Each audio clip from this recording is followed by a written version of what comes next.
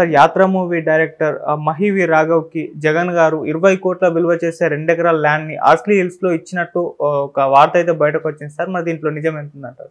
నిజం అనేది మనకు తెలియదు, కానీ చాలా పేపర్లలో వచ్చింది. సో నిజం ఉండే అవకాశమే ఎక్కువ కనిపిస్తూ ఉంది. ఎందుకంటే దీని మీద ఇటు వైసీపీ ఖండించలేదు, మహీ రాఘవ్ కూడా ట్విట్టర్లో అంటే ఎక్స్లో స్పందించాడు, కానీ ఇండైరెక్ట్గా స్పందించాడు. ఇండైరెక్ట్గా తీసుకుంటున్నట్టుగానే కనబడుతుంది. సో అసలు ఏంది గోల అంటే మనకి మదనపల్లికి దగ్గరలో అంగళ్ళు అని ఉంటుంది. అంగళ్ళుకి పక్కన ఆర్సలీ హిల్స్ వెరీ ఫేమస్. మనకి జిడ్డు కృష్ణమూర్తి స్కూలు అక్కడ ఎప్పటి నుంచో ఫేమస్ అన్నమాట. అట్లాగే అది one of the highest places in both Telangana and Andhra. So అక్కడ టూరిస్ట్ ప్లేస్. అది ముందు నుంచి కూడా అక్కడ ఆల్రెడీ హరిత గెస్ట్ హౌస్ ఉంటుంది గవర్నమెంట్ది, అట్లా కాకుండా ప్రైవేట్ వాళ్ళు కూడా ఉంటాయి. అక్కడికి హైయెస్ట్ ప్లేస్ కాబట్టి అక్కడ చాలామంది శీతాకాల విడిది కోసం వెళ్తుంటారు. సమ్మర్లో కూడా అక్కడ కొంత కూల్గా ఉంటుంది. మేము కూడా ఒకసారి 9 days స్క్రిప్ట్ వర్క్ మీద అక్కడ ఉన్నాం అన్నమాట. సో అక్కడ స్టూడియో కట్టడానికి ఇతను అప్లికేషన్ పెట్టుకున్నట్టుగా చెప్తున్నారు. ఆ అప్లికేషన్ సంబంధించి last month 29th January chief secretary Dhananjaya Reddy దాని మీద నోటీసు పంపించాడని, ఆయన స్వయంగా జిల్లా అధికారులకి పంపించారని, ఈ month 9th revenue special secretary Annamayya జిల్లా కలెక్టర్కి నోటు పెట్టాడని, కలెక్టరు మళ్ళీ బీకొత్తకోట తహసీల్దార్కి పెట్టాడని. సో అక్కడి నుంచి మదనపల్లి ఆర్డీఓ హరిప్రసాద్ వాళ్ళు వెళ్ళి సైట్ చూసి వచ్చారని చెప్తున్నారు. యాక్చువల్గా ఈ సైట్ వచ్చి క్రీడా శిక్షణా కేంద్రంగా పెట్టాలని గత తెలుగుదేశం ప్రభుత్వం భావించిందని 2018లో పర్యాటక శాఖ అధీనంలో ఉంటుంది. అందులో 2 ఎకరాలని, అది మొత్తం 3.74 ఎకరాలు, 3 ఎకరాల 74 సెంట్లు. దాంట్లో 2 ఎకరాలని అక్కడ 2018లో స్పోర్ట్స్ అథారిటీ ఆఫ్ ఇండియాకి తెలుగుదేశం ప్రభుత్వం కేటాయించింది, కానీ దాన్ని ముందుకు తీసుకెళ్ళలేదు. ఆ తర్వాత ఈ ప్రభుత్వం వచ్చినాక దాన్ని పెండింగ్లో పెట్టేసింది. ఇప్పుడు ఆ ల్యాండ్ని ఇతనికి ఇస్తుంది. ఇతను ఏంటంటే, నేను స్టూడియో పెట్టుకుంటాను అక్కడ, నా మినీ స్టూడియో పెట్టుకుంటాను, నాకు ఇవ్వండి అంటే నామినల్ ప్రైజ్కి అతనికి ఇవ్వడానికి సిద్ధమైపోయింది. ఇది ఒక రకమైన కిడ్ ప్రోకో, అంటే నీ మీద నేను సినిమా చేస్తాను, నాకు నువ్వు ల్యాండ్ ఇవ్వు అన్నట్టుగా వీళ్ళిద్దరి మధ్య ఒక ఒప్పందం, జగన్కి మహీ రాఘవ్కి అనేది పత్రికలు రాశాయి.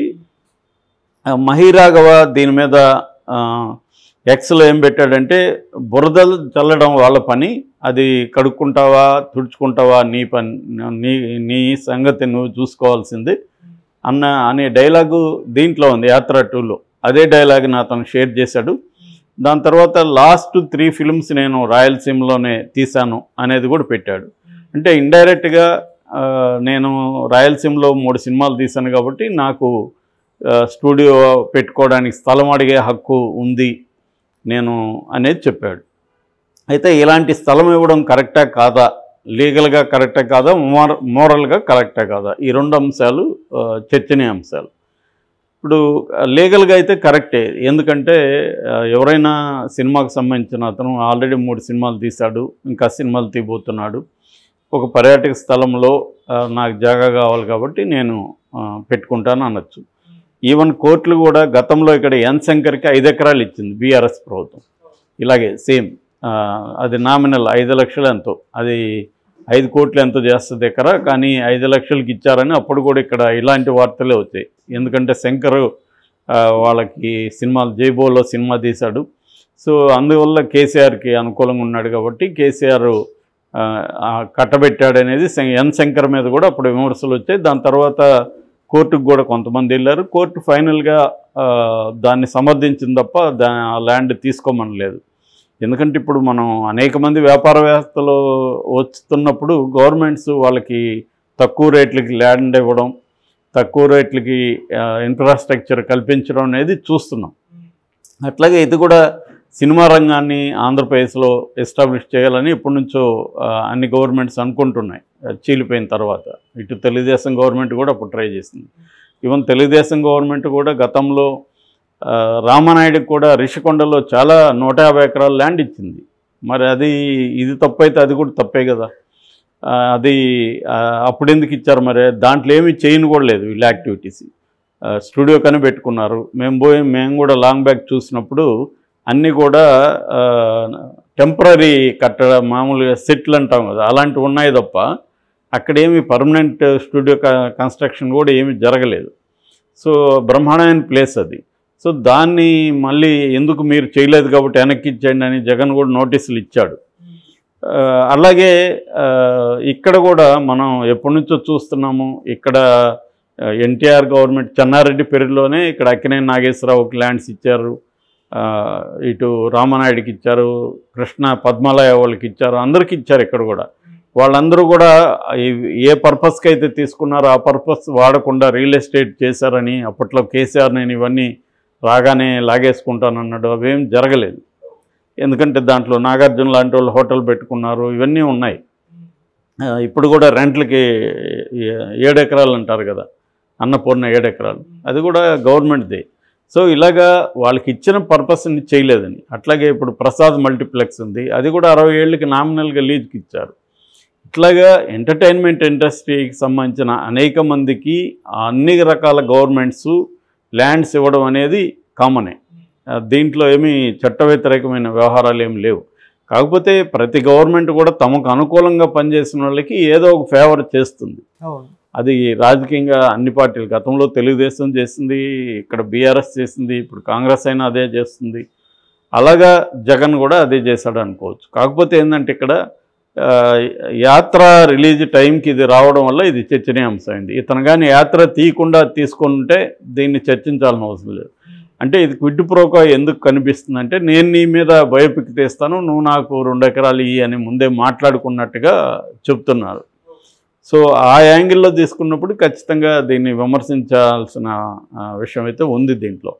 ఎందుకంటే జగన్ మీద వాళ్ళ నాన్న మీద బయోపిక్ తీశాడు, జగన్ మీద బయోపిక్ తీశాడు. సో దానికి ప్రతిఫలంగా జగన్ ప్రభుత్వ ఆస్తిని ఇతను కట్టబెట్టడం కరెక్టా అనేది ఇప్పుడు చర్చ. మామూలుగా వేరే డైరెక్టర్కి ఎలా చేస్తుంటే ఈ చర్చ వచ్చేది కాదు. ఫర్ ఎగ్జాంపుల్ తెలుగుదేశానికి సపోర్ట్ చేసే డైరెక్టర్కి జగన్ ఇచ్చున్నాడు అనుకో, అప్పుడు ఎవరు మాట్లాడరు. ఇక్కడ ఏంటంటే రాజకీయాలలో ఎవరికి ఏది ఇస్తున్నారు అనేది ప్రతిపక్షంగా ఉన్న వాళ్ళు తీవ్రంగా ప్రశ్నిస్తూ ఉన్నారు.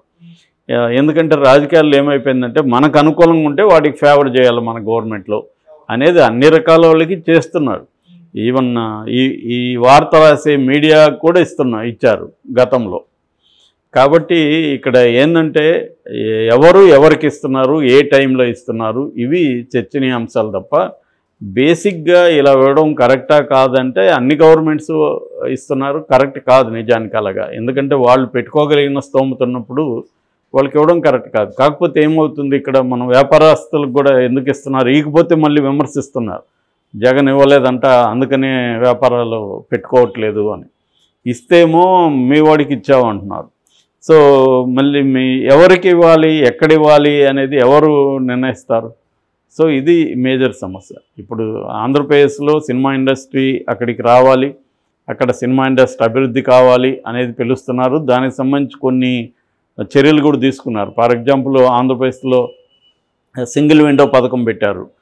అంటే ఒక దగ్గర డబ్బులు కడితే నువ్వు 10 లొకేషన్లో 50 లొకేషన్లో షూట్ చేసుకోవచ్చు. ఆ లొకేషన్కి సంబంధించి ఒక దగ్గర డిపాజిట్, అది కూడా లొకేషన్కి ఫీజు ఏం లేదు, లొకేషన్ ఛార్జెస్ ఏం లేవు. ఓన్లీ ఏంటంటే అక్కడ ఆ లొకేషన్లో ఏమన్నా వస్తువులు పాడు చేయడం కానీ ఇంకోటి కానీ చేస్తే డ్యామేజ్ జరిగితే దీంట్లో కాషన్ డిపాజిట్ అంటారు, దీంట్లోంచి డబ్బులు తీసుకుంటారు తప్ప లొకేషన్స్ అన్నీ ఫ్రీగా చేశారు. అందుకని మనకి ఇప్పుడు తమిళనాడు నుంచి కూడా ఆంధ్రప్రదేశ్లో షూటింగ్లు బాగా పెరిగాయి. ఎందుకంటే కడప, చిత్తూరు, ఈ నెల్లూరు ఈ జిల్లాలు తమిళనాడుకి దగ్గరగా ఉంటాయి కాబట్టి, అక్కడ చెన్నైకి దగ్గరగా ఉంటాయి కాబట్టి అక్కడ నుంచి వచ్చి షూటింగ్లు చేసుకొని వెళ్తున్నారు. మన రజనీకాంత్ సినిమా కూడా లాల్ సలాం కూడా అక్కడ జరిగింది. సో ఇలాగా కొన్ని ఇన్సెంటివ్స్ కలిగిస్తున్నారు. నాకు తెలిసి ఇలాంటివి ఇంకా కూడా ఇస్తారు, స్టూడియోలు పెట్టుకోవడానికి ఇస్తారు, అక్కడ ఇంకేమన్నా వీళ్ళు ఇంకేమన్నా అక్కడ ఇన్ఫ్రాస్ట్రక్చర్ డెవలప్ చేయడానికి ఇస్తుంటారు మామూలుగా. సో అందులో భాగంగా ఇవ్వడం మామూలుగా అయితే తప్పు కాదు, కానీ ఇక్కడ యాత్ర తీశాడు కాబట్టి ఇతనికి ఇవ్వడం అయితే ఖచ్చితంగా ఈ టైంలో అది ఖచ్చితంగా ప్రశ్నిస్తారు, ప్రశ్నించాల్సిన అవసరం ఉంది.